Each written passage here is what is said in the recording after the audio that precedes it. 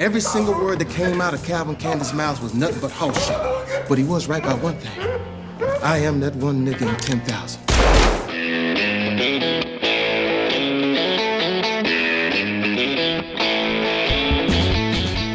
Hello and welcome once again to the Cine-Files, where each week we enter the world of a great film. We explore its themes, the history, the filmmaking, and the influence it has on us today. My name is Steve Morris. I am a filmmaker and directing instructor in Los Angeles, California. Hello, everyone. My name is John Roque. I'm a writer, producer, or host in San Diego, California. And finally, we have arrived at Candyland. And I'm looking forward to jumping into another episode of the Cine-Files talking about Django Unchained. Well, and of course, we couldn't be talking about Django Unchained without our incredibly special guest, actor, comedian, writer, pundit, Jay Washington. Welcome back to the Cine-Files. Thank you, man. This has been a very, very fun discussion. I will be honest. To break down a movie more than just liking it, to go deep into historical values and things that have applied throughout history that you hear of and things people didn't know of. I love it. I gotta agree, being that John and I have been doing this now for 7 years. I think part of it is it's kind of what all of us would do anyway if we were sitting around in a bar just talking movies, is just digging into it, you know? For those of you who love these kinds of discussions, and certainly Jay and Steve and I just finished talking about how much we love having these discussions about films. If you've enjoyed being a part of our show and listening to all the things and all the films that we've broken down over the years, we'd love you to switch on over to our Patreon. If you haven't joined the Patreon is a great place to support everything we're going on. We're making moves, we're adding more things, more benefits for you all, and we're looking to explore more avenues for us to provide benefits for you all. So we'd love for you all to support us and help us get to that next level that the Cine-Files deserves to go to. And you can do that at cinefiles.com/the-Patreon. See all the multiple tiers that are available and multiple benefits that are available for you when you join being a part of our family here on the Patreon. Well, and I think, now we should just jump back into this conversation. We left off, Django had just met Steven and just seen Hildy, the woman literally of his dreams, pulled out of the hot box and thrown into a wheelbarrow and dragged away. I mean, it's just a brutal moment. Yeah.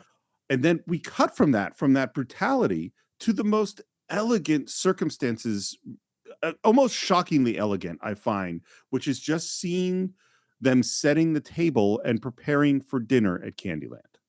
Yeah. It's not supposed to be beautiful as this slavery, but it is. It's so elegant, like you said. It reminds me, in a weird way, it's like Remains of the Day, where they're just so meticulously setting each piece of silverware must be in exactly the right position. And by the way, it just occurred to me that the guy who's in charge of those people in Remains of the Day is Stevens. And this is Steven. Yes. Yeah, right. Good point. One interesting technical thing, by the way, is that Quentin Tarantino wanted the dining room to be upstairs and the kitchen to be upstairs because of the way he was going to set up shots later with the stairs. There would never be a dining room or a kitchen upstairs at this time because you had open fires and there's no running water. So kitchens were always downstairs at this time. But anyway, that's not a big deal. I also noticed, why do you think it's important to Calvin Candy that all of the slaves working in his house are dressed so beautifully? Oh, it's always been this thing. The house slaves have a level. You're inside. Remember, the outer slaves are in tattered rags. The field slaves are in the most dirtiest of clothes. Just, we don't need this no more. The stuff the overseers didn't even wear anymore. And this one is, my house is beautiful, so you need to be dressed beautiful. Yes, you're a slave, but you need to be dressed in a way that shows a level of decorum. If I go to a fancy restaurant, this is what I see. So I need that feeling here at home. And speaking of having someone dressed beautifully, now we see that Hildy has been dressed in a beautiful outfit, and Candy's sister Laura Leah is leading her up and knocks on the door, and there is Dr. Schultz. Hello, ladies. Dr. Schultz. And it's interesting the way Tarantino sets it up because the door is blocking Hildy at this moment. It's a pleasure to meet you, Brunhilde. I've heard a lot of good things about you. What does Broomhilda think is about to happen? We got to play this game. Steve, we really got to play this game of what does she think? I mean, let's be honest. I mean, all of the Cine-Files is asking the question of what does someone think. So, yeah. Yeah. I mean, you already know. She knows for all intents and purposes, she's going to be assaulted. She's going to be raped. Yeah. But she's going to be raped for pleasure, which I have to distinguish that and the reason being for those listening is when we hear of the horrific things that happen in the street, it's power, right? When you have these comfort girls, they are for pleasure. It is a power dynamic, absolutely. Yes, still, but it's more of this going to a brothel, instead of the women in a brothel doing what they want to do willingly, these are all the women being brought in who are here against their will. Yeah. None of them want to do this. Yeah. Part of the reason I asked the question is the other question I wanted to ask is, does Schultz know that she thinks that? Yes, because that's what Django told him when they were sitting by the window together. That it's a woman of comfort, is what he called it. I find it a little. Here's what I'll say: is that I think you're right, of course, but I also think that Schultz, I think throughout this whole sequence is where we see how naive he is. Is that I think he knows that intellectually, but I don't think he's processed it emotionally to understand that he's going to scare the crap out of her, basically. Well, I think he did process a little bit because remember, he has his jacket off when he's in the room, right? He's trying to make her comfortable. He's making her comfortable because he knows what's about to happen. Yeah. And so, if you go 2 minutes later, once he's brought into the room and he closes the door on Lauralee and proceeds to speak in German, he makes up the bed and everything to let her know nothing is about to happen. He does. He does, but he also says things like "you're so beautiful," and he doesn't say he literally doesn't say, "Don't worry, you're going to be okay. I'm not going to touch you." Because he shouldn't say that. Because if he did, and anybody heard them from the house, that would be reported. And but there's probably people listening in on the door. But he's speaking German. He knows they don't know, and he also says, "We're going to get you out of here." So eventually he does, but not until she's a little more in the room, a little more settled somewhat. But initially I get your point that he's being clumsy about it in a way, even though he's trying to be nice to her. He's not flat out saying it, right? But I think, like you said, I don't know about naive, but certainly inexperienced in being in a situation like this. So he's using the tactics that he thinks works, and he's trying to speak to her as he would speak to a normal woman, exactly, that is not in a situation of slavery, and trying to kind of calm her down. But also remember, Django has pitched to him that she is a woman of intelligence, a woman of accomplishment. She spoke German, so he's approaching her as a lady, and so he's trying to kind of maybe connect to that, but maybe not fully factoring in the experiences that she has had up to this point. And one more thing, I'm sorry to interrupt, guys. She's Broomhilda from the legend. Right, the legend, yeah, right. Exactly. Sure. Right. She's Broomhilda's the most beautiful woman. Remember, she's this beautiful princess. And he hears the legend, the real Siegfried, who is Django to him. But now to see a real Broomhilda who is just as beautiful, and again, like he says to her, all the emotions are warranted. Yeah. You know what I'll do? I will speak now as a white guy. And I will say, here's what you're speaking as before. Well, specifically, I will say that is that white folks, the reason this jumps out at me is that I notice frequently white folks not being sensitive to a whole bunch of things, or not really fully understanding an experience from a perspective that's not their own. Not that they're not well-meaning, not that they don't have the right intentions, but they don't understand, it's like, like the asking that touch an African-American's hair, things like that, of like just not getting what these histories are or what that other perspective is, because you're so locked into your own perspective. So that's what I'm seeing in this moment. A well-meaning guy who doesn't quite understand, who might intellectually understand the scariness of the situation, but isn't being as sensitive as he should be to what's going on, How many of us would be, in that situation too? So he starts to talk about their mutual friend. And we cut to, which I really like, just the shot of Django's boots. We know he's standing outside the door. And he informs her that he and their mutual friend have the intention to take you away from here forever. And she says, I don't got any friends. What does she even think Django's alive at this point? Nope. I Remember, wouldn't know. remember when they ran away, burned away, runaway R into their cheek. Django has sand. Sell them separately. Yeah. And sell them cheap. So she knew, when people are sold separately, the odds of ever seeing that loved one again are slim to none. So you're out here by yourself. Yeah. And then you don't have any friends because of the way she's been treated. Hildy have fun with all them big men. You find out Hildy, she must have fun with all the mandingos and all this, that, and the third. There's nothing about her, even the way she's with the dinner service. You find out all these different things. She doesn't have friends. She's just been by herself, struggling throughout all of this. Well, and I think there's I would assume a mental discipline of that part of my life is over. I will never see him again. So I have to cut off that part of my brain to even think of it, But he says, you do have a friend. And she asks, where is the friend? He points the door, asks her to promise not to scream, which she does. And then he knocks, which is obviously the signal. And the door opens. And there is Django, who says, Hey, little troublemaker. And her faint, the way the glass pours out as she faint, it's one of my favorite faints I've ever seen in a movie. Yeah. It's such a oh shit. That's what it is. It's a quiet faint too, because if she had dropped the glass loudly, it would have attracted attention. Totally. And I'm scared that she's going to break that glass as I'm watching it. And now we're going to go to dinner. It is, of course, very formal in this dining room. And the first thing that we're talking about at dinner is the Mandingos that are his top three: Samson, Goldie, and Eskimo Joe. Samson's your best. We all know that. You will never sell him, and I can see why. He's a champion. All three are champions. Did you notice, how he held up the number 3? Yeah. It's an unusual way. Yeah.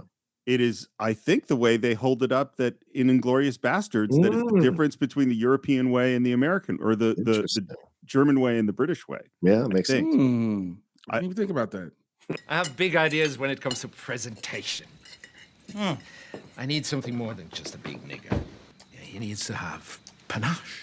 And Steven kind of wants to know what that word means. And I love the way Leonardo DiCaprio pretends that his character knows it. Yeah. And then goes, but why don't you explain? Again, he's not educated, man, in any way. Not at all. Nope. Not at all.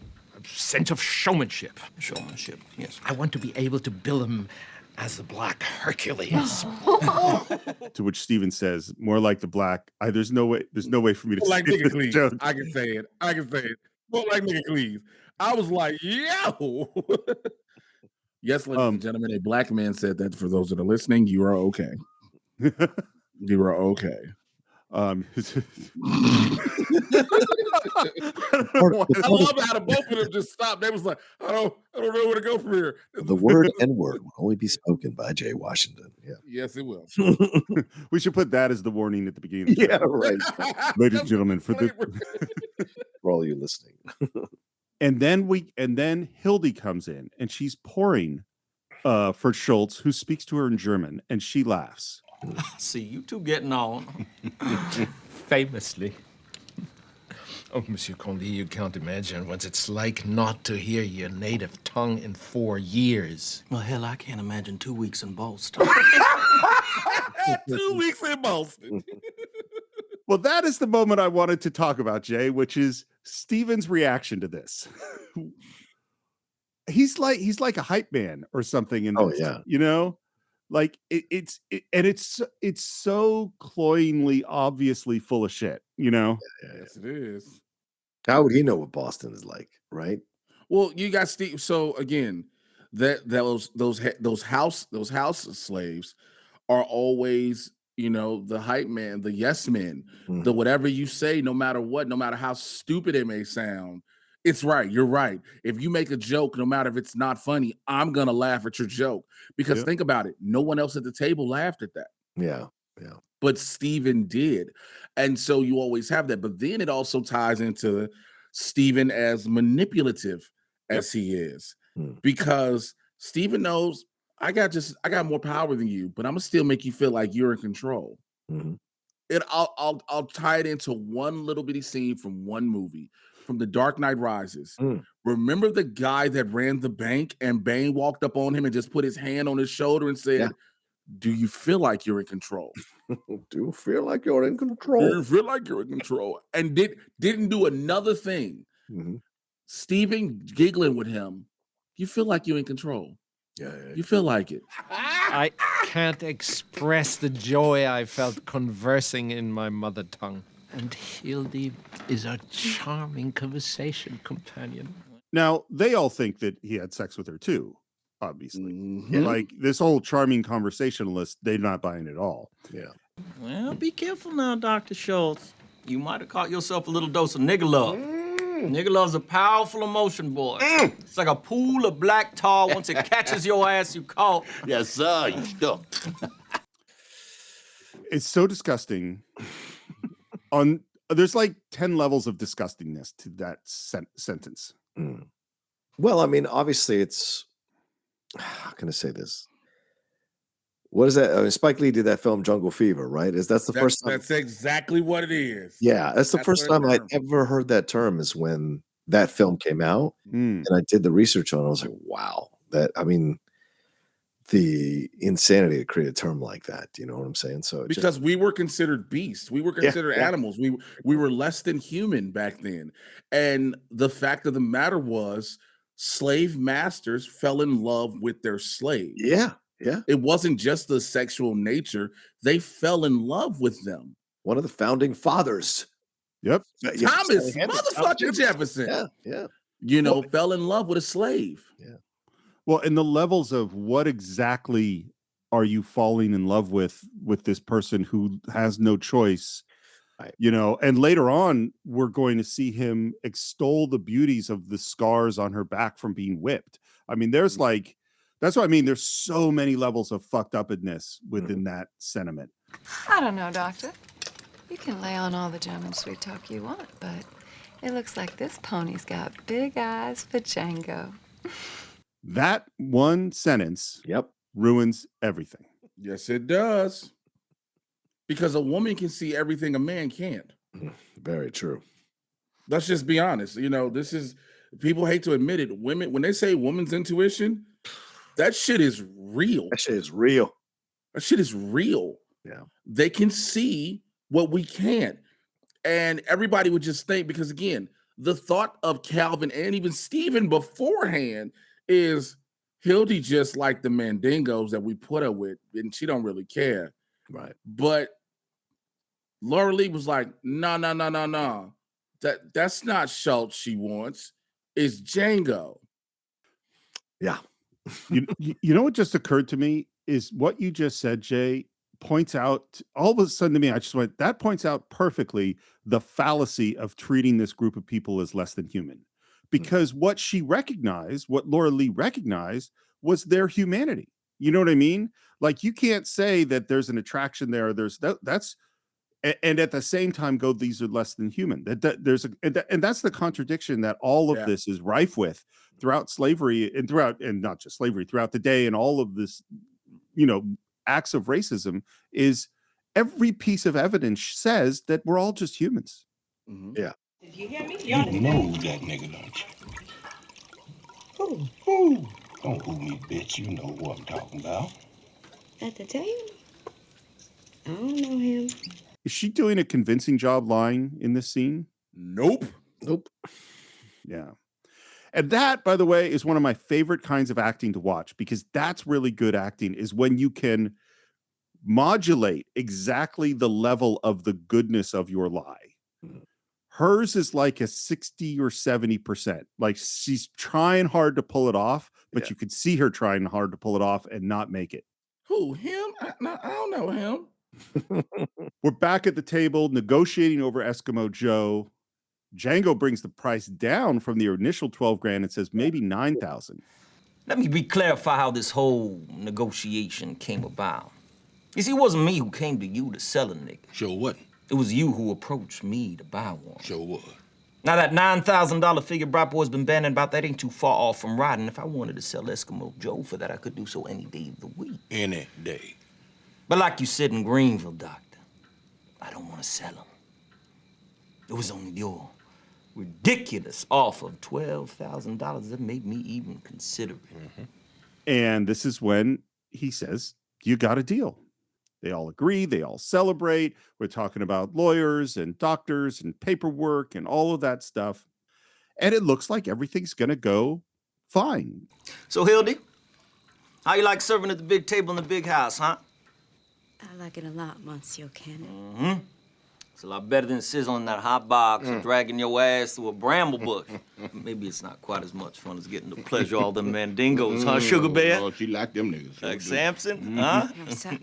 So I just can't, I don't know. I don't know if I have anything to say other than just the horror. This is all horrible. Well, let me ask a question then. Is this the first time that she's been in the big house? Because he says, do you like serving in the big house? It seems like it. Has she been called? Okay. Has she been called upon to service anyone of what is deemed to be quality in Candie's mind with Christoph Waltz? Has she been handed off to anybody like that? Or has it only just been Mandingos?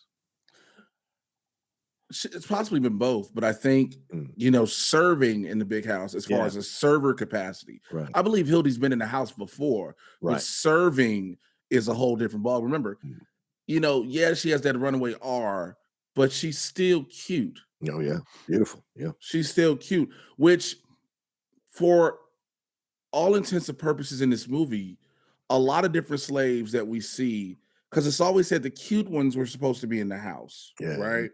When you look at Big Daddy's, even though it was basically a whorehouse he was running, the women we saw weren't, I hate to use the term, weren't ugly. So I think Hildy was there before. Okay. But I just don't think she's ever been a part of the dinner service. Yeah. That's kind of the sense that I get. And I also go, I think, and maybe correctly so, other than these moments of hinting at it, I don't think we delve too much into what Hildy's trauma might have been in terms of what she's been forced to do since coming to Candyland. Well, it's not. Yeah, exactly. Because it's not her story. It's his story. Yeah. And she must remain this thing that he must save for the construct of the story. Whether you agree with it or not, it's a separate conversation. But this is the approach Tarantino has chosen because of what we've pointed out a number of times here. This is the legend, the German legend. So she must remain this thing he must save or rescue. I think that's the key, is that I think she doesn't feel like a person who has been deeply traumatized, even though she has been. Do you know what I mean? Right. Because she's the princess, because she is the goal. I would say what's really weird is, and this is just my impression in terms of the character and the way the character is portrayed, not the experience. Right. There's a purity to Hildy, I think. You know what I mean? In the way that the character is presented. Right. Yeah. She's created that way so that we as an audience want her to be rescued. Right. Yeah. Right. Because technically, I think if we think, this is something I think we're forgetting about. We're forgetting about one important part. She's new to Candyland. Right. It hasn't been that long. She goes to Candyland around the same time Schultz frees Django. Yeah. Yep. Good point. Yeah. So it's been a few months. Yeah, it's been a few months there. That's why, again, I have no friends here. Yeah. Right. There's, she probably was in the house, but probably, again, you came here, we need you to help. We need you to Luckily, the one thing we didn't see, because again, was used also to please the Mandingos, was using them to help, make more Mandingos, make more slaves. Dr. Schultz, when he was alone with Hilda here, did you just speak German, or did you get to take her clothes off? No, we just talked. So you haven't seen her back? And Candie is just excited to show off a toy, Yeah. show off an object. And he asks her to take her clothes off, and they pull her over. And it's very obvious, by the way, that Candie's sister is not comfortable with undressing this slave at the dinner table, even though she knows what goes on. Yeah, I don't want to jump. Let me know when we can talk about Candie's sister, because I got some things to say about that. So let's keep going though. Let's keep going. I mean, we could talk whenever you want to talk about her, John. I like he was like, let me know because I got some things. Let me know. No, yeah, because okay, so I know sometimes I get shit from my analytical brain, but this is who I am, so fuck off. This I just like to say that. Sometimes people go, "Oh, Roque reads so much into shit." I'm sorry, you can't, but I do. This thing with her is so interesting, and I would love to sit down with Tarantino for like 15 minutes and or 20 minutes, because knowing how long he takes to answer questions, and ask him about his approach to Candie's sister, because this idea that she is in essence the only white woman in the movie that I can think of. Yeah, I mean, that has any kind of major part. Yeah, that has any kind of major part, right?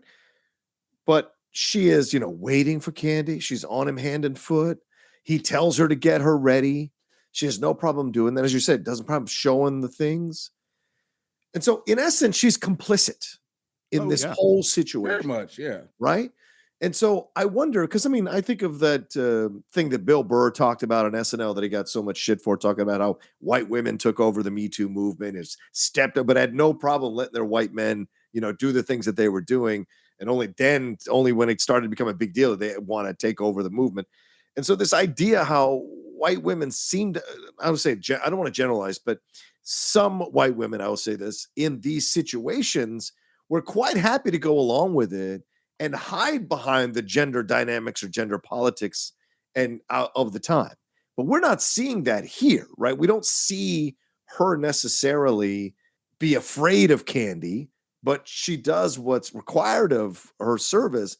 And then when Django kills her later, it is a brutal death, a dismissive death for the. It is a hilarious death, right? That is the most hilarious death in the movie. So I would be interested to find out how he approached her and what commentary he was trying to make about the women who were connected to these men who were doing this kind of slavery. I think we've seen pictures of white women going, spewing racist shit. Even now, back again. Now it's back again. But you see those pictures of those young girls, those black girls going to college or going to school rather in the South when they were doing segregation, and it is white women front and foremost yelling at them, calling them all kinds of words. So I'm just very curious as I look at how he portrayed his sister rather, in this film, what Tarantino was trying to do with that character. There's also a fear of black women as far as their beauty. 100% of their beauty. That as well. Yes. More than anything,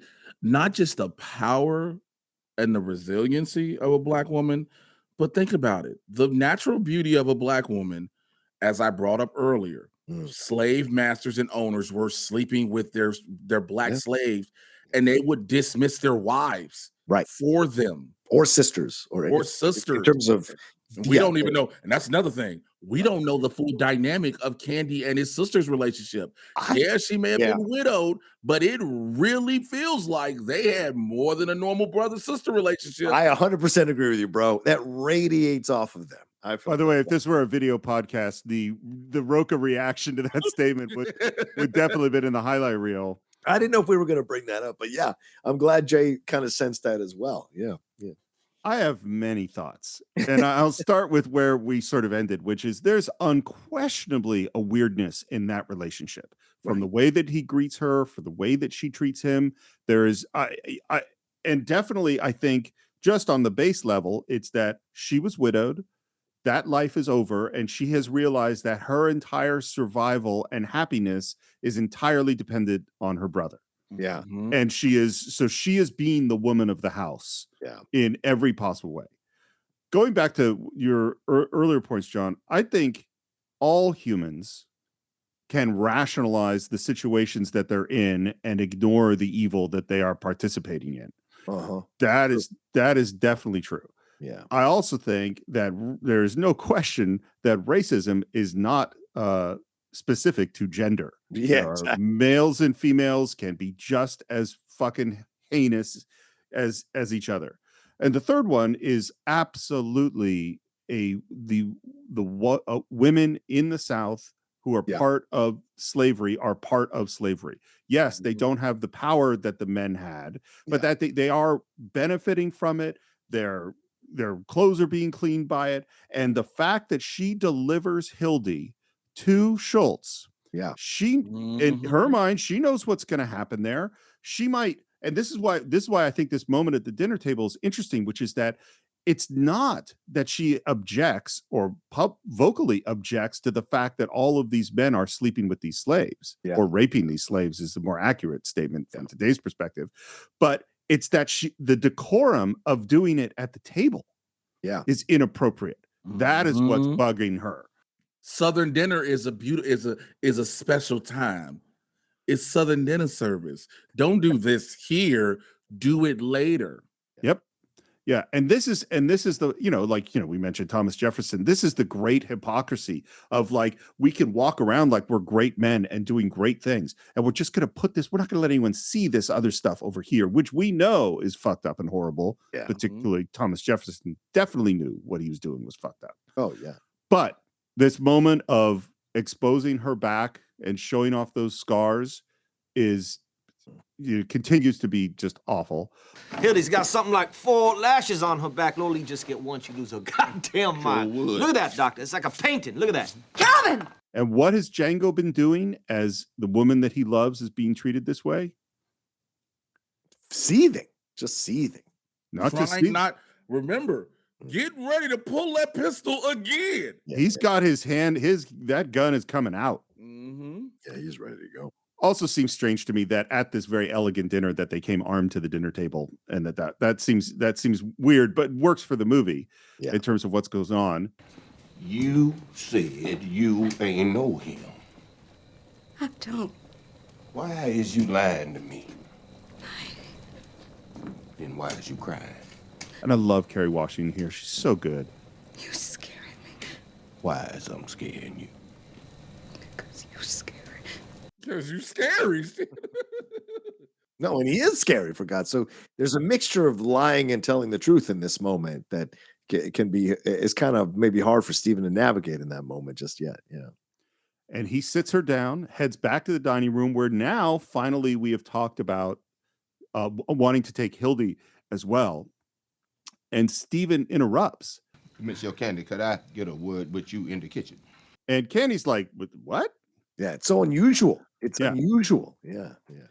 It's about dessert. What about dessert? I'd rather discuss that in private. What happened to white cake? What sort of melodrama could be brewing back there? White cake? How dense? This is how dense Calvin is. Yeah, 100%, right? Yeah. And he whispers to him, meet me in the library. As you can see, talented as they are, no doubt, in the kitchen from time to time. Adult supervision is required. Like, anything about making a fucking white cake. Yeah. Like, what are you going to contribute to this situation? But again, that I have to maintain that image. Yeah. I have to keep making it look like I know exactly how to. They are doing this. I could do this on my own if I chose to, but I just don't. That's why I have them do it. Yeah. The rich folks criticizing people for failing to perfectly do a thing that they are totally incapable of doing. Yeah. Really bugs me. Wait, are you saying that there are people who criticize other people for doing things that they're incapable of doing? Yes. Fascinating. I know, it's weird, right? Oh my God. I don't know if you've let me clutch my pearls. Have you ever seen this? I don't know if you've ever seen these things. They're called sports. But occasionally people say things like that in those circumstances. They're also called YouTube channels. Anyway, let's move on. Well, people yelling at waiters in restaurants and people, it's just like all that just drives me nuts. This scene that we're about to head into in the library is amazing. Yeah. And it's really, these the first clue we had was Stephen signing Candy's name. Mm-hmm. That's the first moment. And we've had all these odd little moments where he kind of disrespects Candy or he lords it over Candy, and we see his power consistently through this. And then as Candie enters the library, and the shot is behind Stevens's bald head. Yeah.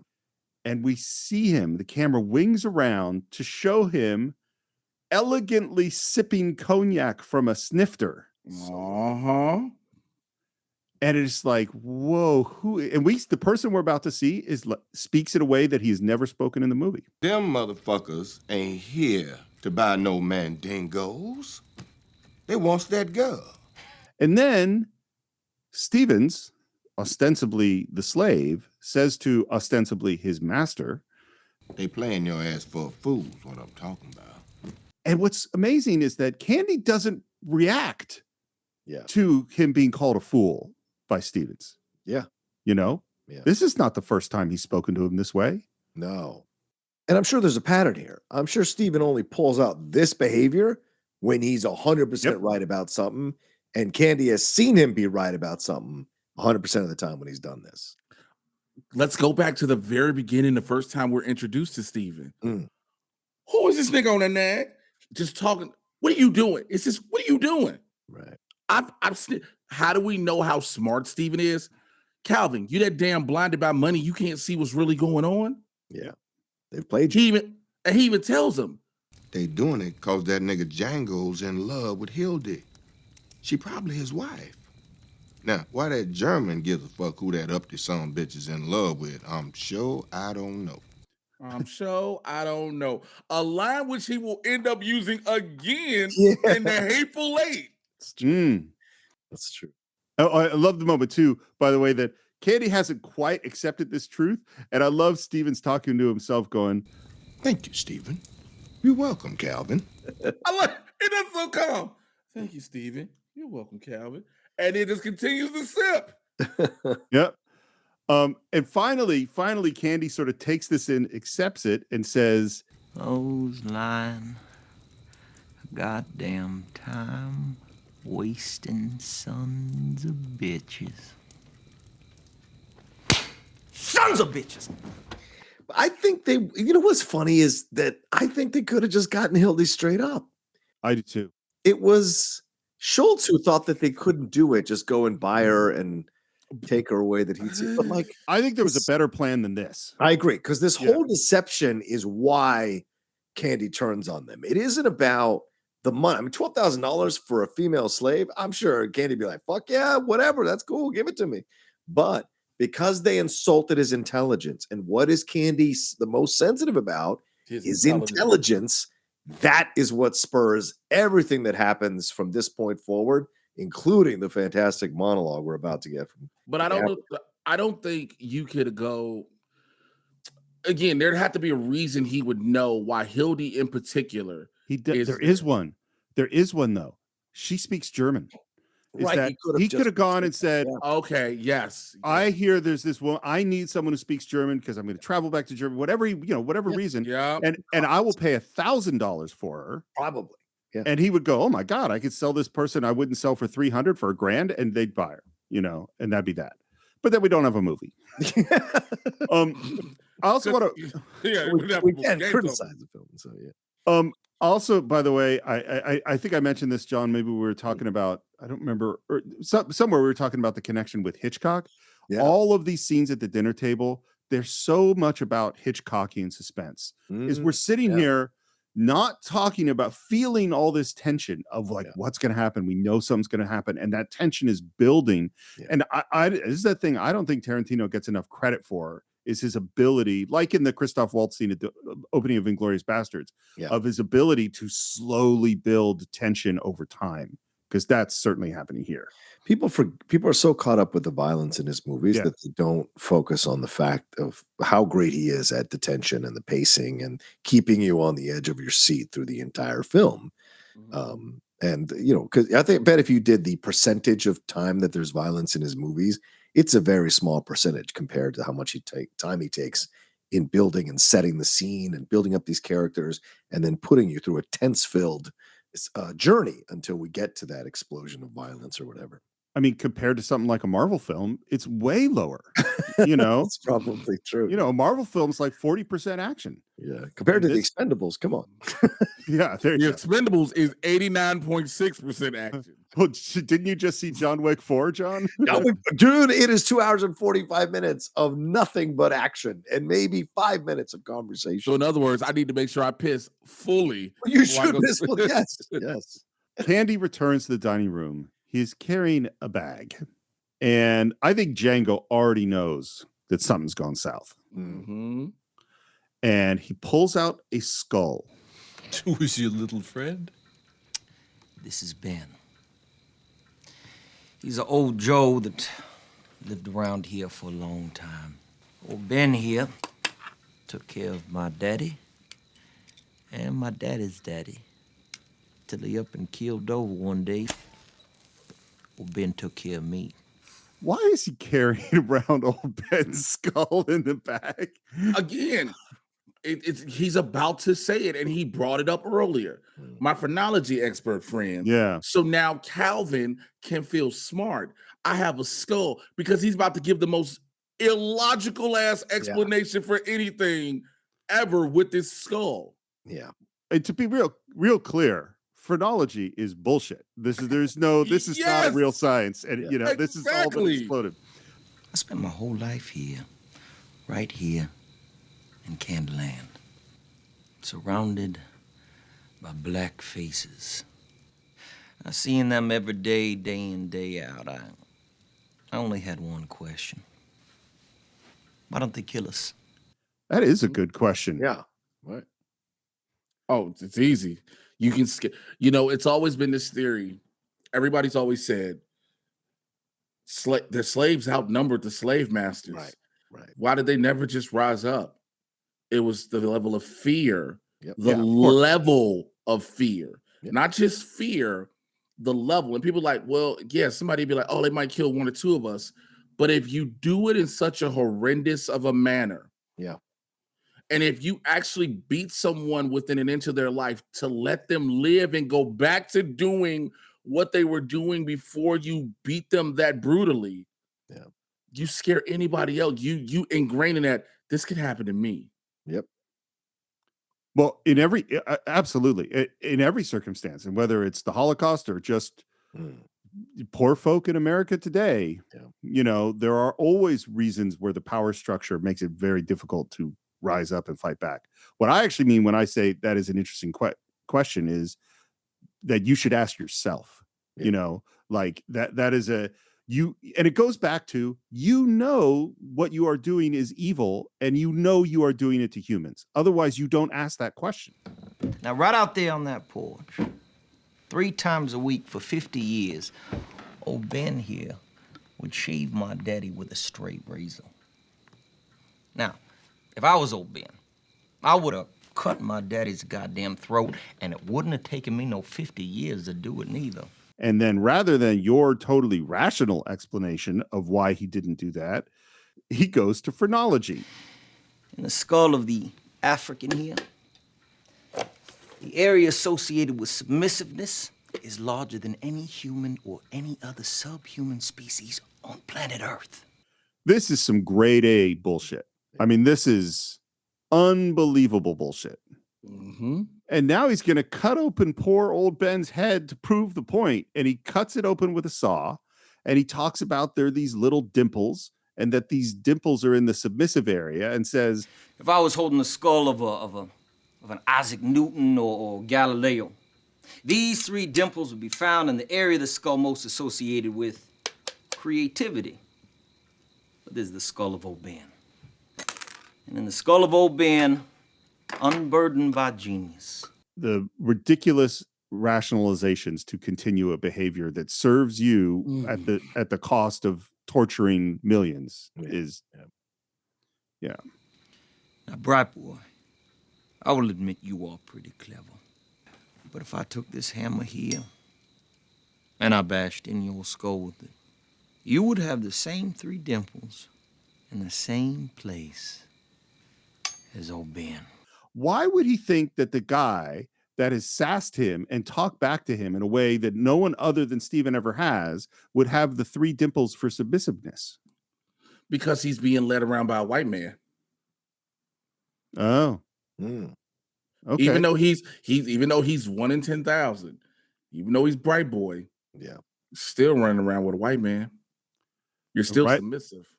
And right at this moment, wait. What do you think it is, Steve? Why do I think it is? Yeah, it's the delusion of racism. It's the same thing we've been saying the whole time. It's cognitive dissonance. It's looking at the information that is directly in front of you in the world and refusing to see it. That is what it is. Yeah.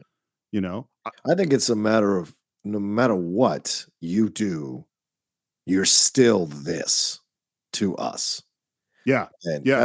That's certainly an element of what you're talking about, of course, Steve, the racism, but it is to keep you in your place. You must know no matter how much you try to rise up, you are genetically unable to because you are lesser than in construction than white people. Yeah.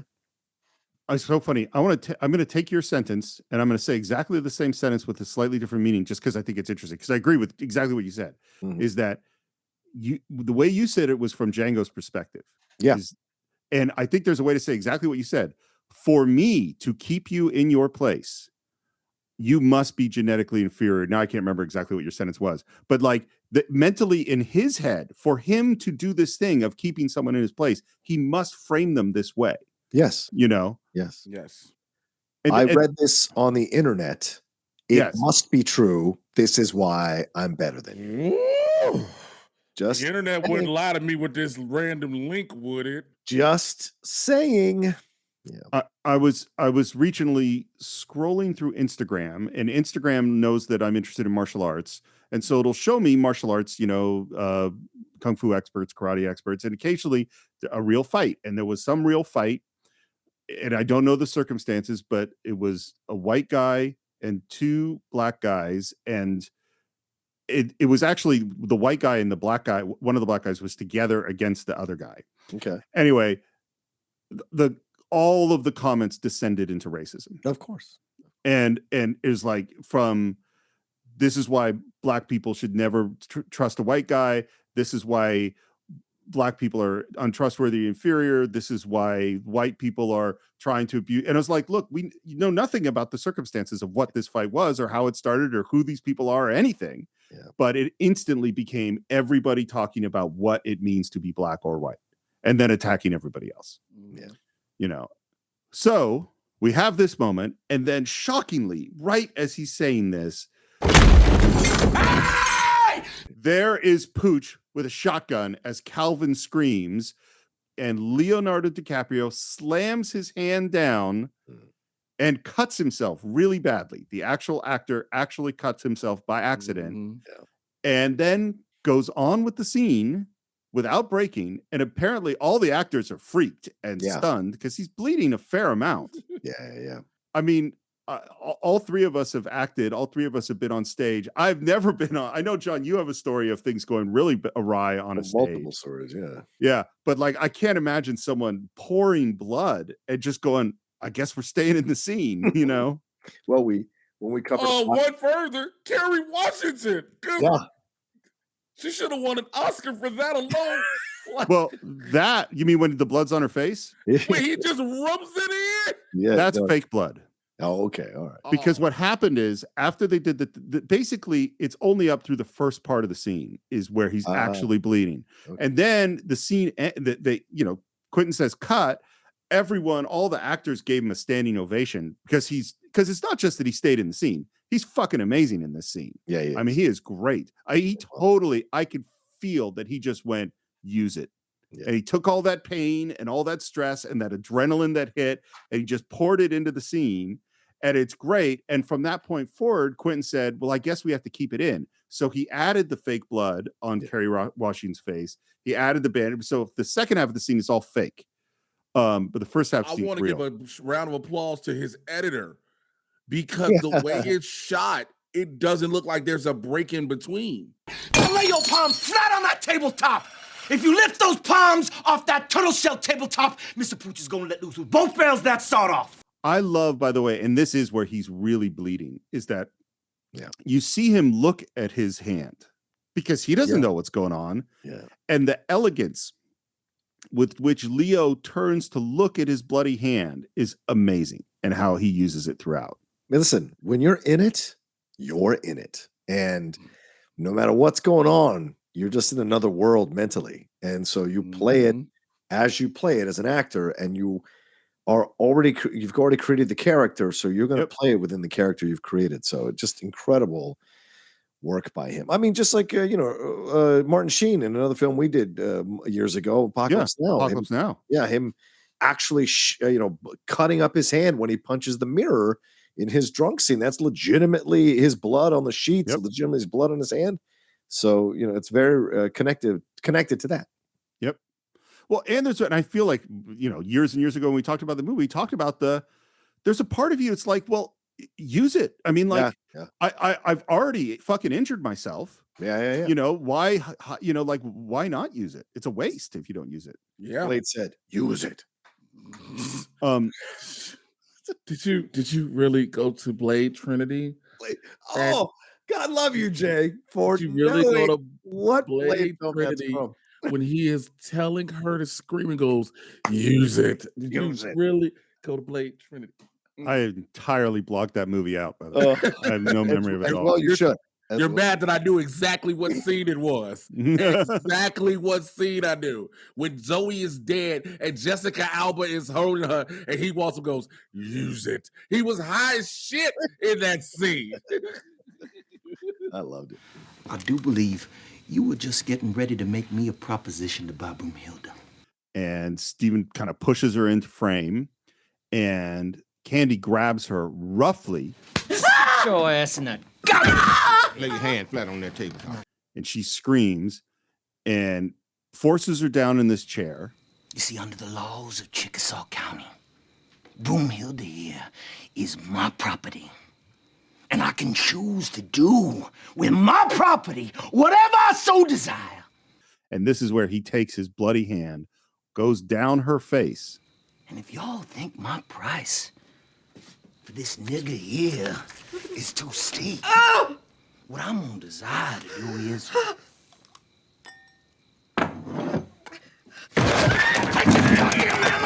and beat our ass to death with it, right in front of both y'all. Easy, big fella. Then we can examine the 3 dimples inside Broomhilda's skull. Now, what's it gonna be, Doc? And Schultz, who we talked about that we don't even think his heart rate went up when he was killing people before, is clearly freaked. What's it gonna be? May I lift the hands off the tabletop in order to remove my billfold? Yes, you may. And he opens it up, gives it to Stephen, who counts out 12 $1,000 bills, and there's more money in there. The guy is carrying hundreds of thousands of dollars in his pocket. Hey, man, all them bounties paid off. I mean, all them bounties. Hey. Have you ever misplaced your wallet? I'm looking for $400 in my apartment right now. I can't. That's how bad it is. I'm trying to figure out what the hell I did with $400 in an envelope I can't find. Did you check the refrigerator? Checking everywhere right about that. It was a pleasure doing business with y'all. Now, gentlemen, if you care to join me in the parlor, we will be serving white cake. The choice to make it white cake. Of course. It's a little on the nose, but it still works. Well, also, it's pure. Listen, gentlemen, we're going to take the racism out the desserts, okay? So this is this is where you get to the pure, elegant, sweet nature of white cake. It's good confectionate sugar to make the icing. And it's just... Doesn't have that nasty chocolate in it. It makes it all. Oh, don't you ever disrespect chocolate and say that. Don't you do this on this show.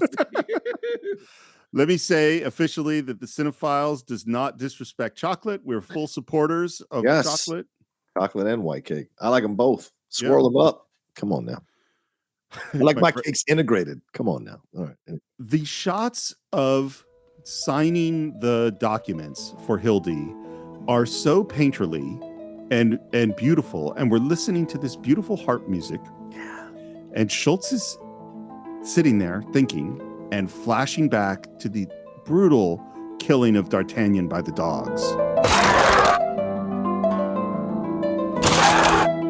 And the contrast between that brutality and this woman playing the harp is just brutal. And he is losing it. Schultz is losing it. And he says, "Could you please stop playing Beethoven? Take your hands off the harp." But I think it's in this moment when you say Schultz is losing it. This is the one time where Schultz is having this revelation of the horrors and atrocities he's committed as a bounty hunter, but the horrors and atrocities he's really witnessed. These are murderers. These are lawless men he's all killed. But these are men that are maiming human beings just for the sake of to watch a man be ripped apart by dogs. Slavery in itself was one thing, but the D'Artagnan moment changed everything for him. Yeah. So we're about to get to a moment where, and I think we said in an earlier part that Schultz messes this all up. Like they could have walked away with Hildy. Probably. Yes, short 12 grand, but they could have walked away, and that Schultz messes up. And I feel that way too. But I mean, debating whether or not I would say this, but I do want to bring this up because I've kind of had an experience that is making me feel differently. Not that he doesn't mess it up, but understand Schultz. But okay. We'll get to that too. Yeah. Okay. But understanding what's going on with Schultz in this scene is that I will say, and it's kind of come up a little bit before, but I've found doing Django with you guys more stressful than almost anything else we've ever done on the Cine-Files. And I can verify that for our listeners off mic. Steve and I have had conversations about his struggle with this episode, with this show. And it's not that I don't love talking to John and Jay, and it's not that I don't think there's been a great conversation. But what I finally went was just like, oh, yes, I'm not saying the actual N-word, but having all of this, I'm the guy who's saying all these things. Yeah. And having to say all these things and to describe a dog, ripping a person to death and describe rape and just over and over and over again. And I'm doing it where I'm looking at the face of an African-American guy who I like and respect. And it's just, Jay. Sorry. Go ahead. Yeah, I'd like you to really you really aren't that. I mean, honestly, it's fucking me up. So allow me to say this. Allow me to be the voice of reason for you. Thank you. That's the best way I can put it. Put a time and date on this that Jay Washington is the voice of reason. I like this. Yes, because I understand what you're saying, but I also attribute, having to recite these lines, see this movie over again, talk in depth about these just horrific moments.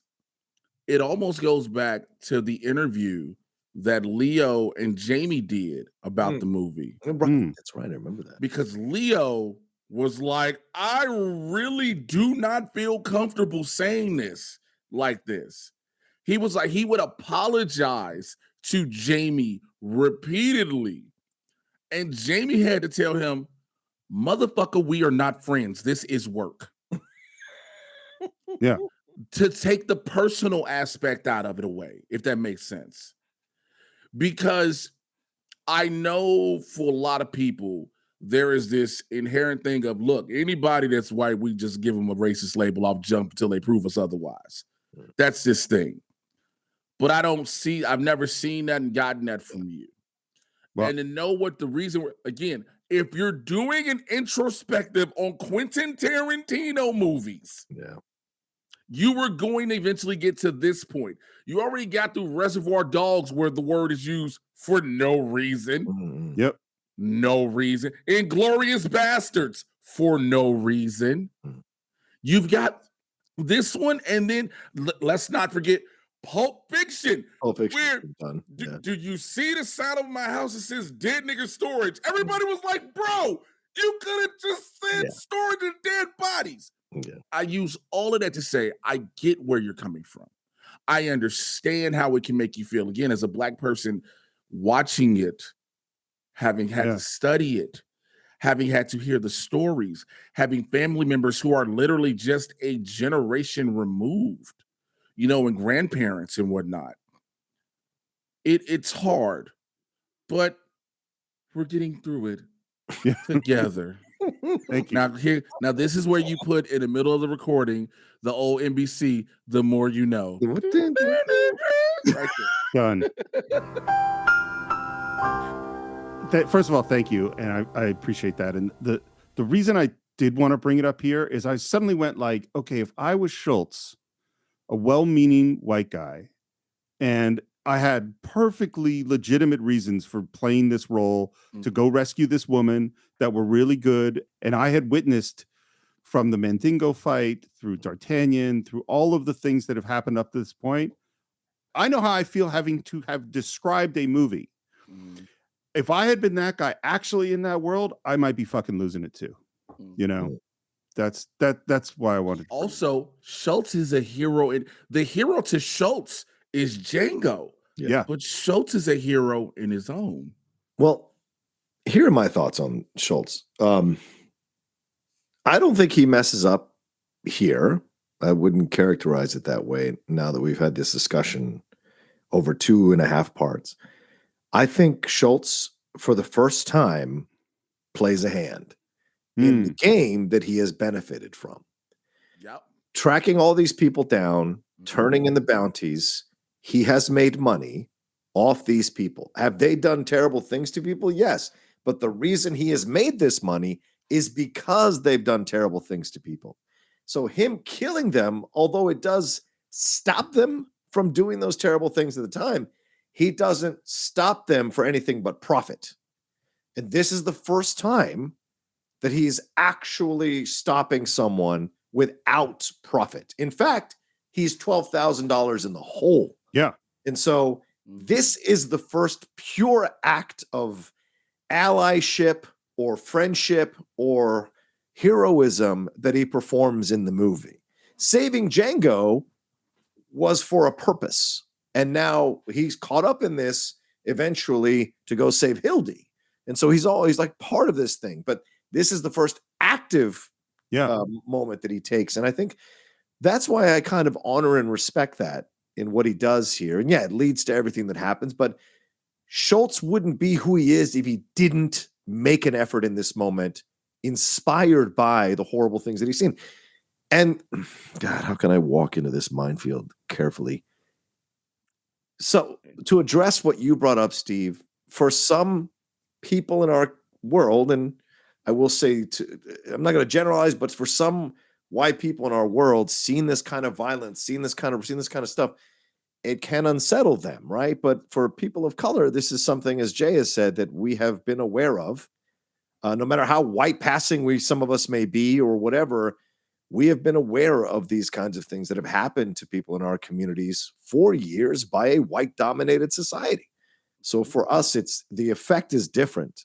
But I respect how difficult it must be to go through all of this stuff and speak these words and say the things that you have to say, because it's a lot. It can take a lot out of someone, because I know how, caring and sympathetic you can be to these situations. So, I totally respect that. Thank you for that. It's funny. It's the first time I ever felt the actor, I'm going home and I'm not letting go of the role thing. I've never had that experience except for this, because I felt myself dreading, oh, I have to go do this again. And I love the conversation. I love doing the show. Right. Anyway, Schultz escapes in the library. Candie follows him with a couple of pieces of white cake in the contracts. You brooding about me getting the best of you, huh? Actually, I was thinking of that poor devil you fed to the dogs today, D'Artagnan. And I was wondering what Dumas would make of all this. Now, does Candie even know what the name Dumas is? Hell no. Alexandre Dumas. He wrote The Three Musketeers. Yes, of course, Doctor. I figured you must be an admirer. You named your slave after his novel's lead character. Now, if Alexandre Dumas had been there today, I wonder what he would have made of it. And Candie thinks he knows the whole of it. Yeah. He thinks it's just a soft-hearted thing. And I love this moment for the movie. And I also love this moment because I doubt most of the people watching the film know what he's about to say. Alexandre Dumas is black. Which a lot of people still to this day. No, that's what I mean. Did not know. No. And there's just no response. I don't think that Candie's brain could process this information. They go and they sign their papers. Everything is good. Everything is in order. Brunhilde von Schaft. Consider yourself a free woman. And what's so hard is we're not out. We're not going to, Mr. Candie. Normally, I would say auf Wiedersehen. But since what auf Wiedersehen actually means is till I see you again, and since I never wish to see you again, to you, sir, I say goodbye. Mm-hmm. Great exiting line. Unfortunately, Candie says, One more moment, Doctor. It's a custom here in the South. Once a business deal is concluded that the two parties shake hands. and Schultz does not want to shake this man's hand. Right. And he tries to get out of it. Mm-hmm. So I'm afraid I must insist. So why is Candie insisting? Because he wants to rub the salt in the wound, because he's That's all. He's a petty little bitch. And you know what you said earlier? Schultz fucks up? No, it's Candie who fucks up by pushing that little extra bit. He's already won. By wanting to rub his nose in the dog shit is when everything pops off, leads to his death. Everybody fucking dying, Stephen dying, his sister dying. All of this happens because he wants to force him to shake his hand in a show of dominance. Yeah, well, there isn't a gentleman's agreement here. This isn't this. Oh, this isn't a good doing business with you. This is a I won. This is the end of a sporting event. Exactly. I won. Yep. And I think it's because of the word panache. I think it's because he knows he speaks French. I think it's because he knows that Schultz is everything that he isn't and sees through all of his bullshit. And now he gets to go, I won. And the Dumas stuff. And Dumas, absolutely. Absolutely. Yeah. I think you are a bad loser. And I think you're an abysmal winner. Love that line. Yeah. And he basically says it's legality. In this county, if you don't shake my hand, we don't have a deal. Mr. Pooch, if she tries to leave here before this nigger-loving German shakes my hand, you cut her ass down. And the gun comes out, aimed at Hildy's head. I love that Django steps in front. You really want me to shake your hand? I insist. If you insist. And Schultz walks forward, arm outstretched. Did you know what was about to happen? You know what? In that moment, I think the usage of that small pistol twice was forgotten about so perfectly. Yep. That you forgot it was a thing. You forgot he had it. Yep. It was never once mentioned. It was never brought up again. After Django uses it to shoot one of the Brittle brothers, it is never mentioned again. Yep. And the way he shoots it, this happens so fast. Yeah. You know, I totally was surprised by it. He steps forward, that Derringer comes out, shoots him right through the flower. He reacts to that moment of being shot, and then Stephen reacts. Oh, Stephen! Oh, Calvin! It's like, and from the reaction, of course, is probably from a place of caring for this person, for Candie, but also there might be an element of like, I worked so hard to get to this level. Yep. Now you just killed the person that has been giving me my power for so long. Who is going to take over now? You know, so there's so much involved in that screaming and yelling beyond just, but also that shows you the indoctrination, doesn't it? That a slave would cry for their master dying, who had whipped them, beat them, probably put them in hot boxes, put their other fellow slaves in hot boxes. But that kind of Stockholm syndrome thing, you know, you just see it and you're like, oh my God, that's insane. You know? Schultz turns to Django and says, I'm sorry. I couldn't resist. And then Pooch's shotgun blows him off his feet. And here's where I do go, Schultz fucked up. First of all, I think he should have just shaken his hand and walked out. But okay. Absolutely. Who cares if you Okay. take the guy's hand? Like you get what you want and you're out and free. But the second thing is that Derringer has 2 shots. He could have shot Pooch, but yeah, maybe. I don't know if it was loaded with 2 bullets, but that's a fair point. We've seen it use 2 bullets before. Yeah. But that's it for Schultz. And then while Steven is cradling Candie, Django grabs that shotgun, shoots Schultz, and then what we are about to see is a brutal, beautifully choreographed, extremely bloody gunfight. It's still funny because if you listen to the commentary that's going on when the rednecks come in there, it's the greatest shit in the world. Because first off, Mogi running out there, help, niggas go crazy, and then gets shot, and it's just like, because again, like you said, it is beautifully choreographed, right? But the commentary of, instead of just like, because most things would just see gunfights and just the shots going off, but there would be people screaming, talking about some help, all these different things. Who gave this motherfucker a gun? Who gave a goddamn gun? Like, I don't know why I laugh so hard at that. Yeah. And then when one accidentally shoots Jesse, it's like, goddamn it, sorry, Jesse. All of this takes a huge amount of time to choreograph. Yeah. It's all, it's all beautifully done. I will say, I believe this is my second to the last comment on its historical inaccuracy. Repeaters were really rare before the Civil War. I mean, that's why the whole Civil War is fought with, with rifled barreled muskets, that people just didn't have repeaters, and everybody has revolvers in this scene, and so, but that's the kind of gunfight, as we said, accuracy shouldn't get in the way of a good story. And if everyone had been pulling out the ramming rod and putting powder in their barrel, this would not have been as exciting a gunfight. 4-hour movie. What? You just wait till I finish. Hold on a second. Somebody give me some gunpowder. I'm out of gunpowder. So there are all sorts of cool moves. There's him sliding on his back across the floor. There's him when the guy's coming through the door and just blowing away a bunch of them, hiding behind the guy. It's just all sorts of great stuff. And to say that Django wipes a bunch of people out is an understatement. Yeah. Django is clearly a genius with a gun. Yeah. And the sound design, by the way, the sound of these guns, these are like bombs, cannons, massive artillery. We're hearing the whistle of shells coming in. I mean, this is over the top. Okay, was I the only person? I was like, okay, I get they're having a shootout, but why does this sound like a war on a battlefield?